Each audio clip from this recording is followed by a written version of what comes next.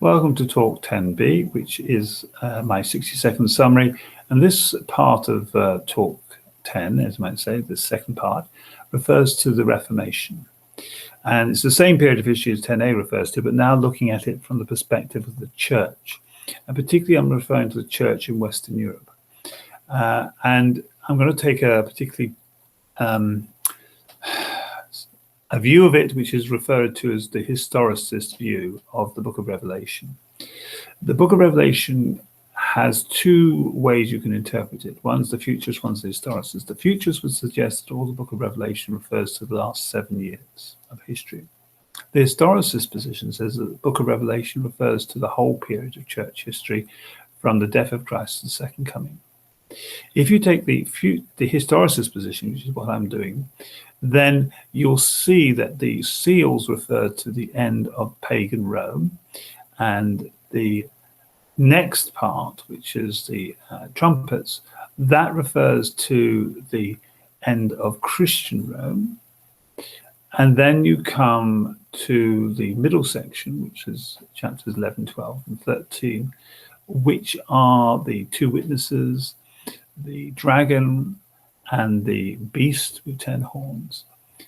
And that refers to the Reformation. And I have not got time to go through all that and why that's the case, but that's what the Protestant reformers believed to be the case.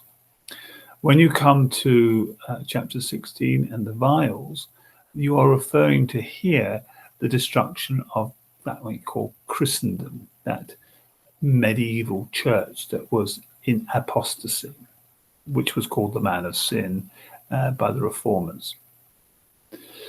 And then once you leave that period of history, you're coming to our period, you might say.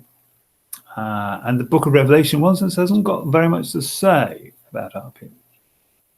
So it's primarily a book warning about the great apostasy of the Middle Ages, and in a sense, preparing the church for that. And when the time came, as in the Reformation, to equip the church to realize that the work of the Reformation was in fact a God-given work. Now, whether you accept the historicist position or not, what you can't deny is that that was from the period of the Reformation through to about 1850, the standard way to interpret the book by all the Protestant thinkers. So it's worth knowing about, even if you don't want to accept it. Now, it doesn't mean if you accept the historicist position that you have to jettison the futurist position, because you can't have double fulfillment of prophecy. But it just means you are aware, at least, that that's how Christians did believe the book of Revelation should be interpreted. And I think there's a lot of merit in it. Well, thank you for listening.